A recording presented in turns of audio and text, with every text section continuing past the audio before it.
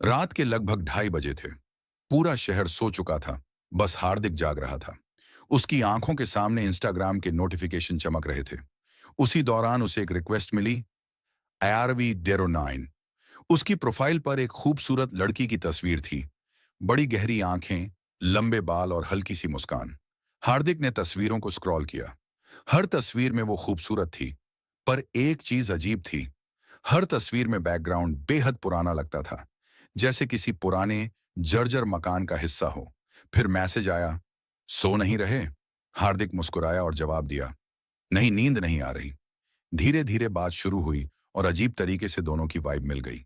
रात दर रात चैट चलती रही। हार्दिक को लगने लगा कि शायद वह लड़की उसी की तलाश में थी। कुछ दिनों बाद आरवी ने कहा, चलो मिलते हैं असली दुनिया में। हार्दिक ने बिना सोचे मान लिया।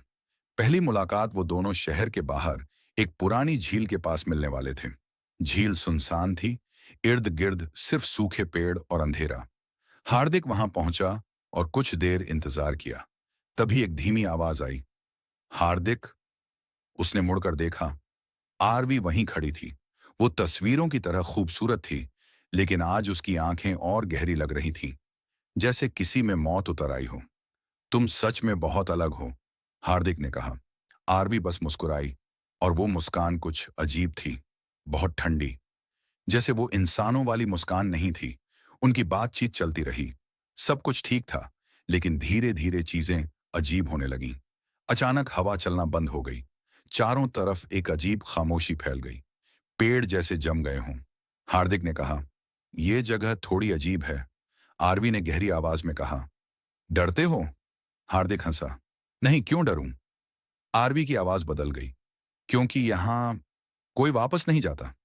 सच्चाई का खुलासा। हार्दिक ने सोचा वो मजाक कर रही है, लेकिन तभी अचानक आरवी के चेहरे पर एक अजीब परिवर्तन हुआ। उसकी आंखें पूरी काली हो गईं, होंठ नीले, और मुस्कान इतनी चौड़ी कि उसके गाल फटने लगे। हार्दिक डरकर पीछे हट गया। ता तुम्हें क्या हो गया? आरवी की आवाज अब इंसानों जैसी नहीं थी। मैं कोई आज की नहीं, 100 साल पुरानी हूं। उसकी बातें जमीन की तरह ठंडी थीं। हार्दिक ने कांपते हुए पूछा, तो तुम इंसान नहीं? आरवी धीरे धीरे हवा में उठने लगी। उसकी लंबी छोटी हवा में सांप की तरह हिल रही थी। मैं मर चुकी हूं, उस झील में, प्यार 3 के धोखे में। उसकी आवाज गूंज उठी। हार्दिक भागने लगा, लेकिन उसके आसपास वही आवाज बार बार गूंजती। क्यों भाग रहे हो हार्दिक? तुम तो कहते थे साथ कभी नहीं छोड़ोगे। भागता हुआ डर हार्दिक झील के पास बने पुराने मकान की ओर भागा। कमरा अंधेरा और बदबूदार था। दीवारों पर पुरानी जली हुई तस्वीरें थीं, और उनमें से एक में वही लड़की थी, और उसके ठीक पीछे एक पुरुष की लाश। हार्दिक कांप उठा। उसकी सांसें तेज थीं। तभी दरवाजा अपने आप बंद हो गया। धीरे धीरे कदमों की आवाज आई, टक टक टक। हार्दिक ने दीवार की ओर टॉर्च मारी। दीवार पर खून से लिखा था, जिससे मैं मिलती हूं वो मुझे कभी छोड़ नहीं सकता। आरवी कमरे में प्रवेश कर चुकी थी। उसकी आंखें नीली आग की तरह चमक रही थीं। क्यों आए थे मुझे मिलने? उसने डरावनी आवाज में पूछा। हार्दिक ने डरते हुए कहा, तुम्हें चाहिए क्या? आरवी मुस्कुराई, साथ, हमेशा का साथ। आखिरी चीख। हार्दिक जानता था कि अब बचने का सिर्फ एक मौका था, झील। वो भागा और झील में कूद गया। पानी बेहद ठंडा था, जैसे मौत ने शरीर पकड़ लिया हो।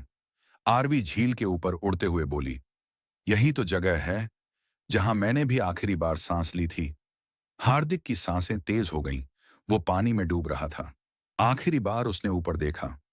आरवी पानी में उतर रही थी, बिना पलकें झपकाए, बिना सांस लिए। हार्दिक की चीख झील में खो गई, और फिर शांति। 1 महीना बाद लोगों ने खबर सुनी, एक लड़के की लाश झील में मिली है। चेहरे पर डर का भयानक भाव था। उसी दिन किसी ने इंस्टाग्राम पर एक नई प्रोफाइल देखी, हार्दिक दानजोर 9, और पहली पोस्ट में एक लड़की की वही तस्वीर थी। गहरी आंखें, पुराना बैकग्राउंड, कैप्शन, सो नहीं रहे? और उसी रात किसी को मैसेज आया, चलो मिलते हैं